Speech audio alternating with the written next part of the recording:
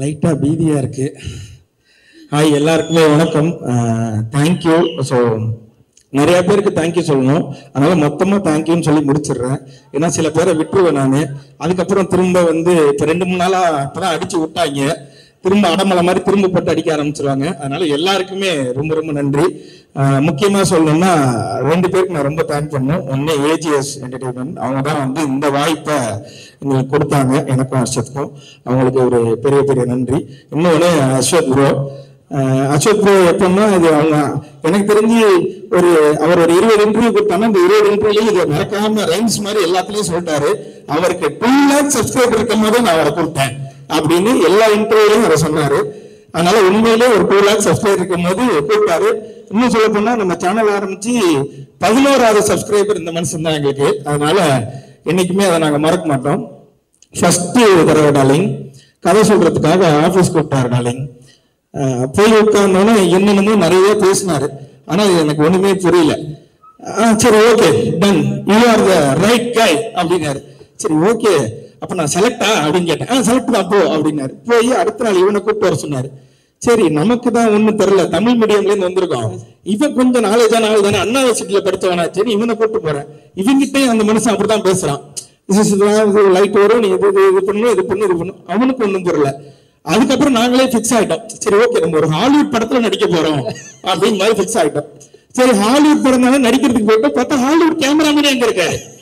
உள்ள போய் ஏய் மார்க் மார்க் மார்க்னா மார்க் எங்க போயிட்டு மார்க்ல நில்றா அப்படின்னாரு. ஓகே, அப்ப ஹாலிவுட் படத்தை தான் நம்ம நடிக்க போறோம்ன்றது முடிவாயிட்டு. ஆனா பாதி நேரங்கள்ல இவங்க 2 பேரும் இங்கிலீஷ்ல மட்டும்தான் பேசிப்பாங்க. இதெல்லாம் நான் வந்து உண்மையிலேயே இந்த மேக்கிங் ஜாக்கி ஜான் படம் மேக்கிங்ல தான் கடைசியா போடுவாங்க. ஒரு கேமராமேனும் ஒரு டைரக்டர் இங்கிலீஷ்ல பேசுறதுலாம் இதெல்லாம் நான் பார்க்கும்போது உண்மையிலேயே இவன்கிட்ட சொல்லுவேன், நிறைய பேசுறாங்கடா, ஆனா ஒன்னும் புரியலடா. அவங்க பேசிப்பாங்க, ஆனா சரி இது சொல்லலாமான்னு தெரியல.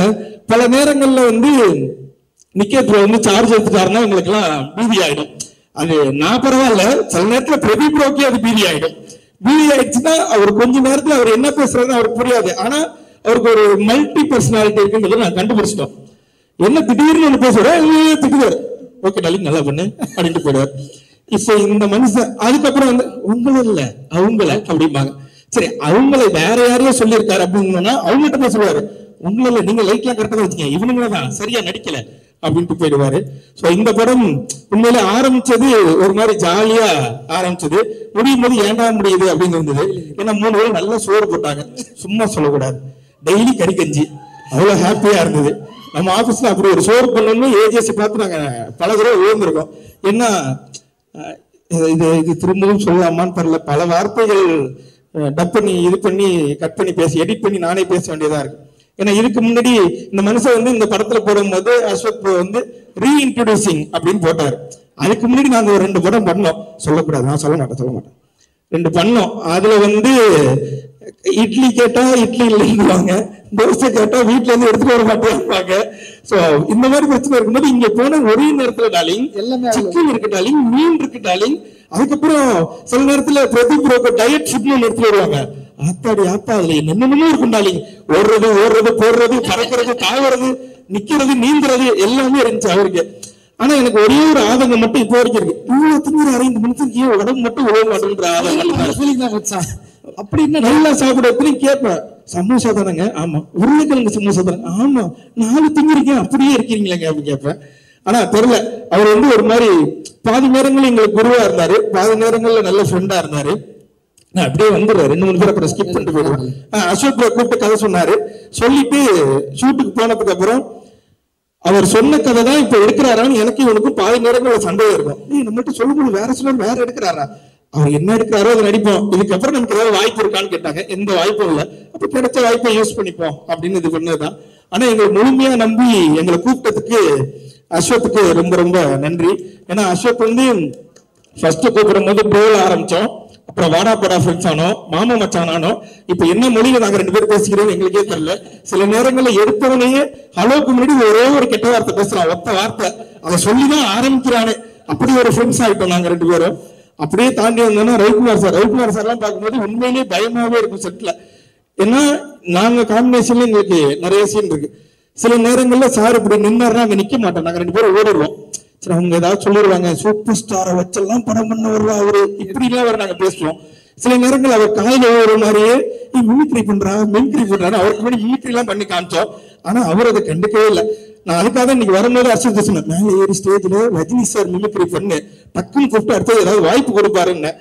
முடி மறந்துட்டு போயிருச்சு, பரவாயில்ல, தேங்க்யூ. அதனால ரவிக்குமார் சார்லாம் உண்மையிலே நம்ம வெளியில இருந்து நம்ம ஒண்ணு பாக்குறோம், காமன் மேனா நம்ம ஒண்ணு பார்க்கும் போது எவ்வளவு பெரிய லெஜண்ட் அப்படின்னு ஒண்ணு இருக்கும்.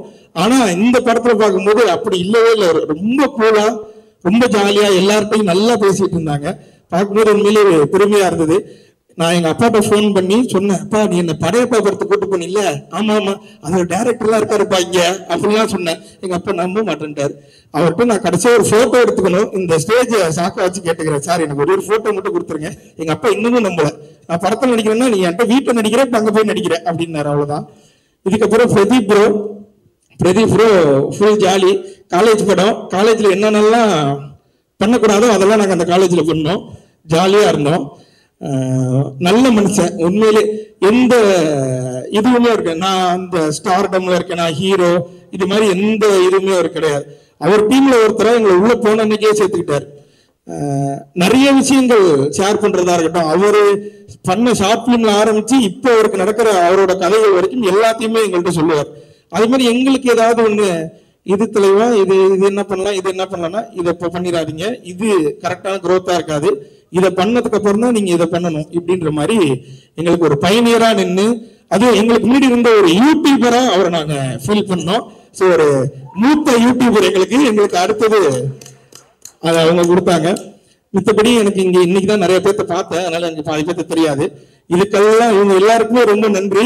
அதையும் தாண்டி இந்த பின்னாடி உட்கார்ந்துருக்கவங்களுக்கு ரொம்ப ரொம்ப நன்றி,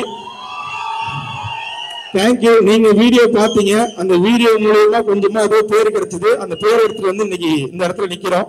ஸோ 21ஆம் தேதி டிராகன் படம் தியேட்டர்ல ரிலீஸ் ஆகுது.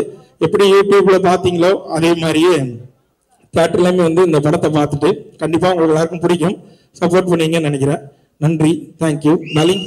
Thank you darling. பட் இன்ஸ்டால ஒரு ஸ்டோரி அப்போ போட்டிருந்தாரு இயக்குனர், இந்த மாதிரி இந்த வருஷத்தோட பெஸ்ட் நடந்த விஷயங்கள் அப்படின்னு சொல்லி நிறைய விஷயங்கள் கோட் பண்றப்போ ஒரு தடவை உங்களை கோட் பண்ணி ஏதோ ஒரு ஸ்டோரி போட்டிருந்தாரு. அதை பார்க்கும்போது அவ்வளவு சந்தோஷமா இருந்து அந்த ஸ்டோரியை பார்த்தோம். இன்னைக்கு இப்படி டிராகன் ஸ்டோரியில உங்க ரெண்டு பேரையும்